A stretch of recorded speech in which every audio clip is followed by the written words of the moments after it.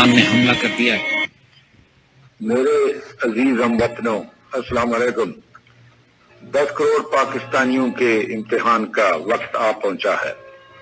آج صبح سویرے ہندوستانی فوج نے پاکستان کے علاقے پر لاہور کی جانب سے میرے قوم کے ہم وطنوں، جنگ شروع ہو چکی ہے، اٹھو اور دشمن پر ٹوٹ پڑو۔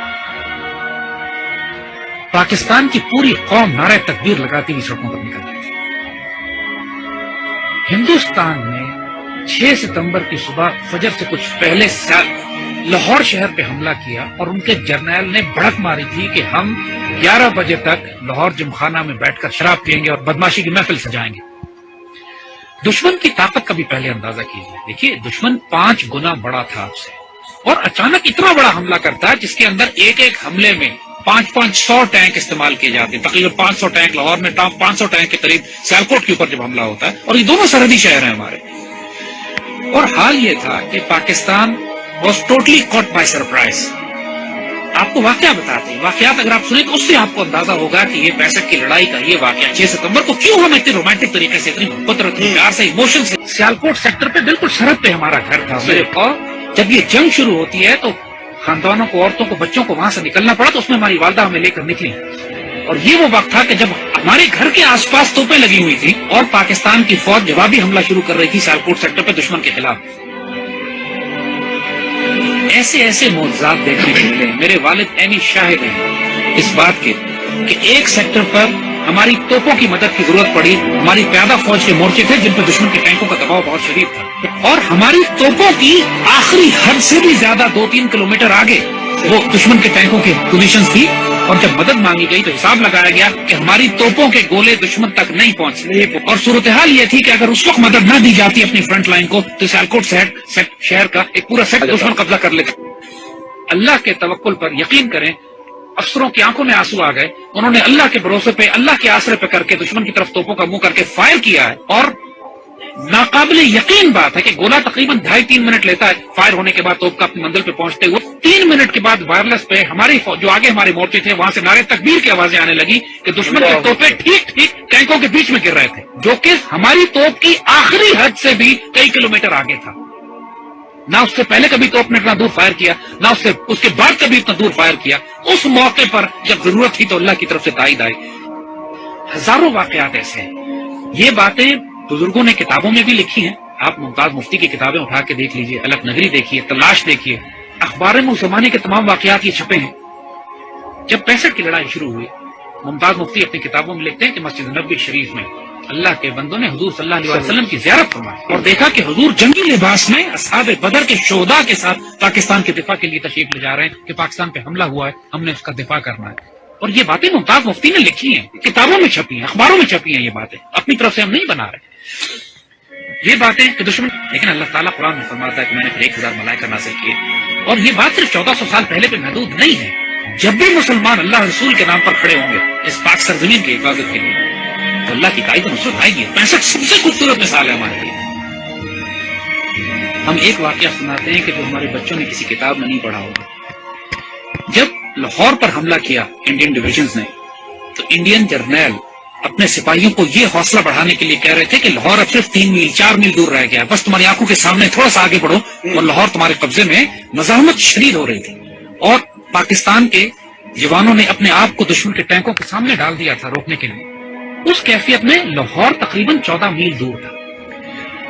تو وائرلیس پہ جب ہمارے جوانوں نے، ایک افسر نے یہ سنا کہ دشمن کا جنرل اپنے سپاہیوں سے یہ کہہ رہا ہے کہ صرف 3 یا 4 میل دور لاہور رہ گیا، اور اس وقت لاہور 14 میل تھا۔ اس وقت اس افسر نے ہمارا وہ زخم لکھا ہے 14.2 بلڈی مائلز، 14.2 بلڈی مائلز تھا لاہور، دشمن اس کو پار نہیں کر سکا۔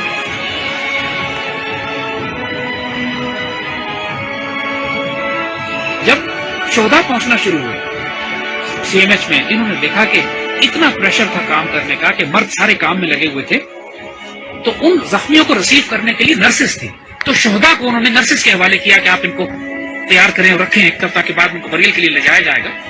تو آنے والے جوانوں نے جب یہ دیکھا کہ بہنیں اور بیٹیاں ان شہداء کو ریسیو کر رہی ہیں تو ان کی آنکھوں میں آنسو آ گئے۔ واپس جا کے اپنی پوری یونٹ میں اعلان کیا کہ وہ شیرو دلیرو سینوں پہ گولیاں کھانا، پیچھے تمہاری بہنیں تمہیں وصول کر رہی ہیں۔ ایسا نہ ہو کہ تمہاری پشت دیکھیں اور یہ کہیں کہ یہ بغیر پشت پہ گولی کھا کر آئے۔ یعنی یہ جذبہ تھا جوانوں میں کہ ہمیں دفن کرنے کے لیے پیچھے ہماری بہنیں کھڑی ہیں اور سب نے قسمیں کھائیں کہ ہم گولی سینوں پر کھائیں. یہ وہ باتیں یونٹوں کے اندر ہوئی باتیں ٹیکسٹ بکس میں لکھی جاتی ہیں نا کتابوں میں. یہ وہ باتیں کہ جو فوجیوں کے سینوں میں دفن ہیں. ایسے بھی موقع آ گئے کہ جب دشمن کے ٹینک ہمارے توپخانے کے اتنے نزدیک پہنچ گئے کہ براہ راست توپخانے اور ٹینکوں کی لڑائی شروع ہونے والی تھی. کہا جاتا ہے دوسری جنگ عظیم کے بعد سب سے بڑی ٹینکوں کی لڑائی بھی سیالکوٹ میں لڑی گئی. باقاعدہ ایک آرٹلری آفیسر نے کمانڈ دی کہ H E unload and A P load یعنی ہائی ایکسپلوسو شیل نکال دو اور اب آرمر پیئرسنگ شیل لوڈ کرو کیونکہ اب توپ اور ٹینک کی براہ راست لڑائی شروع ہونے والی. اور یہ ایسا موقع ہوتا ہے کہ جس کے بعد آر یا پار ہوتا ہے. اور ایسے موقع پہ اللہ نے دھند بھیج دی. بیچ میں دھندیں آ گئی جس کی وجہ سے دشمن کے ٹینک رک گئے. اور جس طرح پہلے کہا تھا کہ پہلے دشمن نے خوف طاری کر دیا اللہ. یہی وہ نظریاتی اور روحانی احساس تھی ہماری جو ہمیں پاکستانی مسلمان بنا. وہ کیا چیز تھی جس نے ہمیں سیسا پلائی ہوئی دیوار بنایا؟ وہ یہی کلمہ تھا لا الہ الا اللہ جو ہمارے دل کی دھڑکنوں میں محمد رسول اللہ ماشاء اللہ. اور آج جو 10,000 بچے اور افسر جوان ہمارے شہید ہوئے ہیں پاکستان کے دفاع میں، کشمیر سے لے کر وزیرستان میں، فاٹا میں، سوات میں، خوبصورت ترین بیٹے ہماری مٹی کا نمک 21، 22، 24 سال کے، 25، 26 سال کے خوبصورت جوان اپنے جب چھوٹے بچوں کو چھوڑ کر، والدین کو چھوڑ کر، بیویوں کو چھوڑ کر، جنہوں نے شہادتیں دی ہیں اور خواہش کر کے اپنے آپ کو والنٹیئر کر کے شہید ہوئے ہیں. بہت بھاری قربانیوں کے بعد یہ پاکستان آپ کے حوالے کیا جائے. اس پرچم کو گرنے نہ دیں. اس پرچم پہ سب کچھ قربان کر دیں. اس کی مٹی میں تمہارا خون شامل ہو گیا نا، دو جہانوں میں خوش نصیب ہو جاؤ گے. اس مٹی کو چھوڑ کر چلے گئے بد نصیب ہو جاؤ گے. جو اس پاکستان میں بستا ہے اس آیا خدائے ذوالجلال میں کہ دیکھو اس پاکستان کو ہلکا نہ لینا، یہ اللہ کے رازوں میں سے ایک راز ہے. اس پر قربان ہو جاؤ. سب سے سستا سودا ہے، سب سے اعلیٰ سودا ہے. یہ ہمارے بیٹے جو اس پہ قربان ہوتے ہیں نا، یہ سوال نہیں کرتے کہ اس پاکستان نے ہمیں کیا دیا. اس پاکستان کو آج آپ کی ضرورت ہے. Make a stand, stand form, stand United. Live with dignity and inshallah Allah will give you the opportunity to die with honor. لیکن اس کے لیے اب تیاری کرو. تیاری کا وقت ہے، آزمائش آنے والی ہے. لیکن انشاءاللہ العزیز ایسے بیٹے ہمارے پاس ہیں اس پاکستان کو شروع کریں.